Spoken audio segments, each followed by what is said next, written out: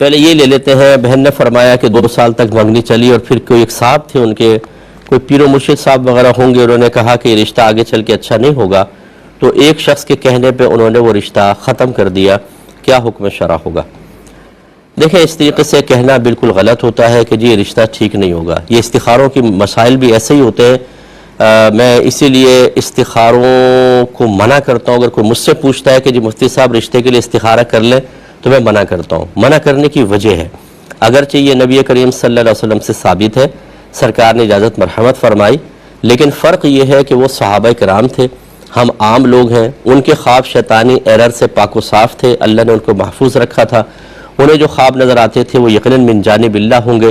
ہمیں جو نظر آتے ہیں اس میں نفس و شیطان کا دخل، اس میں طبعی تقاضوں کا دخل، یہ کبھی کتے پیچھے بھاگ رہے ہیں، کبھی آسمان سے نیچے گر رہے ہیں، کبھی کیچڑ کے اندر گرے پڑے ہوئے ہیں، اس طرح کے ہمیں خواب نظر آتے ہیں. تو اس لیے یہ ضروری نہیں ہے کہ ہمیں جو خواب میں اشارہ نظر آ رہا ہے وہ ضرور اللہ تبارک و تعالیٰ کی طرف سے ہو. پہلی بات تو یہ. دوسری بات یہ ہے کہ اگر فرض کرنے چلے اللہ کی طرف سے بھی ہے، تو پھر ایمان کی مضبوطی ہونی چاہیے کہ جب آپ نے یہ استخارہ کیا، اور استخارہ کا مطلب اللہ تعالیٰ سے مشورہ کرنا ہے، تو پھر آپ ایسا کیوں کرتے ہیں کہ رشتہ ہو رہا ہے، آپ کو اچھا لگا، آپ نے کہا نہیں استخارہ کرو، لو سب کہہ ہی رہے، استخارہ کیا اس میں نہ آ گیا، پھر فون کرتے ہیں کہ مفتی صاحب استخارے میں نہ آ گیا، رشتہ بہت اچھا ہے، اگر ہم اس کے خلاف چلے جائیں تو کوئی مسئلہ تو نہیں ہوگا. تو پھر آپ نے استخارہ کیا کیوں تھا؟ آپ تو کہہ رہے ہیں اللہ کا مشورہ ہے. جب اللہ کا مشورہ ہے، اللہ کا مشورہ ہے، تو پھر آپ کیوں اس کو اللہ کے مشورے کو ٹال رہے ہیں؟ اچھا، پھر یہ بھی ایمان کی کمزوری کہ اگر چلے آپ نے کہا جی اللہ کا مشورہ ہے، ہم اس کے مطابق کر لیتے ہیں، ہاں آگے آپ نے رشتہ کر لیا، 4 دن بعد طلاق ہو گئی، آپ اللہ سے بدظن ہو جاتے ہیں کہ اللہ تعالیٰ تو نے کیسا اشارہ کیا تو 4 دن میں طلاق ہو گئی.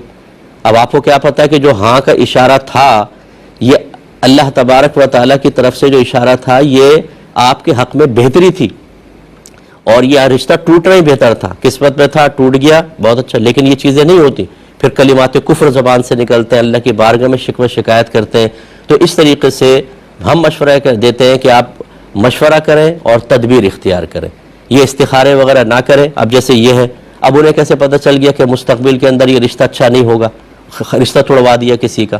ان سے اسی ٹائم پوچھتے ہیں نا کہ بتاؤ میری جیب میں کیا استخارہ کر کے بتائیے، آپ بتائیں میں کیا کھا کر آیا ہوں. 2 منٹ کے اندر پتہ چل جائے گا. جن کو یہ پتہ ہے کہ 10 سال بعد یہ رشتہ کتنا خراب ہوگا یا 2 سال بعد کتنا خراب ہوگا، وہ یہ تو کم از کم بتا سکتے ہیں کہ تمہیں بھی کیا کھا کر آئے ہو. اس طرح اندازوں سے رشتے خراب کروانا کسی کے، یہ بالکل غلط ہوتا ہے. بہرحال ہم اس کی بالکل تائید نہیں کریں گے. آپ ہمارا مشورہ یہ ہے کہ مشورہ اور تدبیر کریں، استخاروں کی طرف نہ آئے. ہر ایک اپنی اپنی بولی بولے گا. آپ 4 استخارے کروائیں، ایک ہی کام کے 4 آدمیوں سے کروائیں. ایک کچھ کہے گا، کچھ کہے گا، کچھ کہے گا، کچھ کہے گا. اور جو کر رہے ہوتے ہیں استخارے، یہ کبھی اپنی 2 کروڑ کی انویسٹمنٹ کے لیے کبھی استخارہ کر کے انویسٹمنٹ نہیں کریں گے. اپنی بیٹی اور بہن کا نکاح کرنا ہو کبھی استخارے کے اوپر نہیں کریں گے، ہمیشہ مشورہ تدبیر کریں گے. یہ بات میری بری تو بہت لگے گی سب کو، کیونکہ یہ دوسروں کے بچوں کی زندگی خراب کر رہے ہیں، دوسروں کے رشتے توڑوا رہے ہیں، دوسروں کے بارے میں بدگمانیاں پیدا کر رہے ہیں. اپنے لیے وہی تدبیر اور مشاورت چل رہی ہے. اس لیے ہم تو وہ بات کہیں گے جو اپنے لیے پسند کرتے ہیں وہ آپ کے لیے کریں گے. ہمارا یہ آج مسلمان کا ظرف اتنا مضبوط نہیں رہا، نہ اعتقاد اتنا مضبوط ہے کہ وہ استخارے پہ کیے گئے فیصلے پہ پھر اللہ کی رضا پر راضی بھی رہے اور صحیح بھی آ جائے. اس لیے ہمارا مشورہ مانے تو ایسے ہی کریں جیسے ہم نے آپ کو عرض کیا. اور جس نے یہ کیا ہے اس نے بالکل غلط کیا، خواہ مخواہ رشتہ توڑوا دیا اور وہ گناہگار ہوگا.